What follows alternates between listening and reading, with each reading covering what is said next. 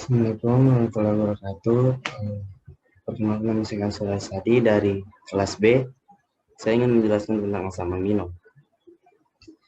Asam amino itu merupakan senyawa organik yang memiliki gugus fungsi karboksil dan juga amina. Dia juga memiliki rantai samping atau gugus R. Asam amino ini merupakan zwitter ion yang bersifat amfoterik sehingga menjadi asam pada larutan basa dan menjadi basa pada larutan asam. Maksudnya dia bisa menjadi asam dan juga bisa menjadi basa. Manfaat asam amino untuk pertumbuhan tubuh, kecerdasan otak, mengontrol metabolisme tubuh, pembentukan enzim dan hormon, membentuk otot tubuh, dan juga mengontrol gula darah. Klasifikasi asam amino itu terbagi menjadi dua, esensial dan non-esensial. Untuk esensial, yaitu merupakan jenis amino yang tidak diproduksi dalam tubuh, sehingga dia harus didapatkan dari konsumsi makanan. Untuk non-esensial, dia merupakan jenis amino yang dapat diproduksi dalam tubuh. Asam amino esensial terbagi menjadi leusin, lisin, dan isoleusin. Untuk leusin itu merupakan berfungsi untuk kecerdasan, perkembangan otak, dan juga tubuh anak. Dia dapat juga mengatur kadar gula dan keseimbangan nitrogen dalam tubuh. Untuk lisin itu berfungsi dalam mengatur dan menyebarkan vitamin B3, serta dapat membantu melawan virus dan racun yang masuk ke dalam tubuh. Isoleusin itu dia berfungsi sebagai pembentukan otot dan sumber energi tubuh.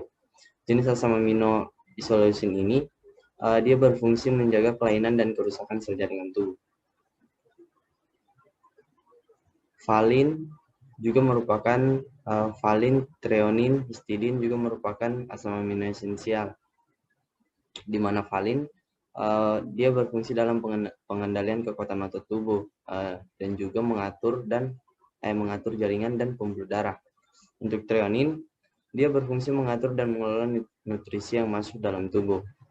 Histidin merupakan dia itu berfungsi dalam pertumbuhan dan perkembangan otak bayi, dapat mengatasi alergi, menjaga kesehatan saraf, membantu mengeluarkan racun, dan juga kesehatan reproduksi.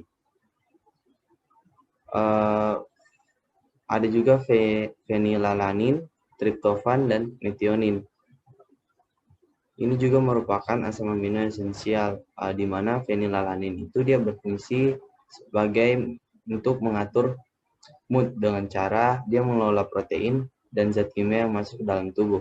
Untuk triptofan, dia berfungsi sebagai pemicu serotonin atau hormon yang memiliki efek relaksasi dan juga merangsang pelepasan hormon pertumbuhan.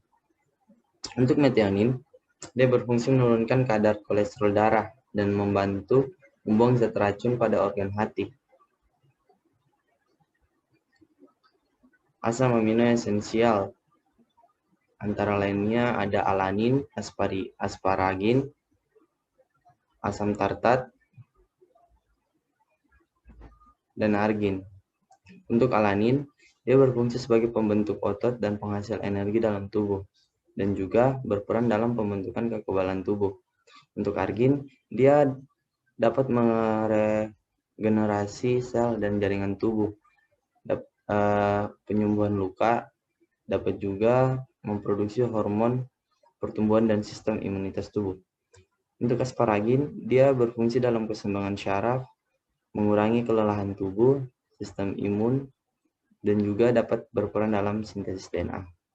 Untuk asam aspartat, dia berfungsi dalam meningkatkan stamina tubuh, pembentukan antibodi, peningkatan aktivitas enzim, dan juga melindungi organ hati.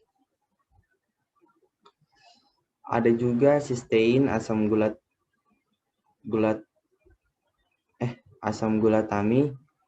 glutamin, sama glisin. Untuk sistein, dia berfungsi sebagai antioksidan. Untuk glutamin, dia berfungsi sebagai kekebalan tubuh, antidepresi, dapat juga berperan dalam sistem pencernaan, dan dapat juga terlibat dalam proses sintesis DNA. Asam glutamin, dia berfungsi mengangkut glutamat dan asam amino dalam darah, dapat membantu dalam memproses penyembuhan luka dan juga mengurangi kerusakan sel otak. Untuk glisin, dia berfungsi membentuk sel darah merah dan juga merupakan bagian dari enzim yang dapat menghasilkan energi dan juga terlibat pada proses metabolisme glikogen. Ada juga prolin, tirosin, dan serin. Ini juga merupakan asam amino non esensial, di mana prolin itu dia dapat mempengaruhi tingkat gizi seseorang. Dia mempunyai peran penting dalam mempengaruhi tingkat gizi. Nah, komponen penyusun tulang rawan dan sendi juga dia berperan dalam situ, serta dia juga bisa menjaga otot jantung. Untuk serin, dia dapat berfungsi dalam metabolisme lemak dan juga dapat berfungsi dalam pembentukan jaringan tubuh dan imunitas. Tirosin dia itu berfungsi mengurangi lemak dan juga dapat mengendalikan nafsu makan. Sumber asam amino itu dapat ditemukan dalam bahan pangan. Contohnya putih telur, daging kalkun, domba, kepiting, ayam, ikan tuna, dan lain-lainnya. Terima kasih.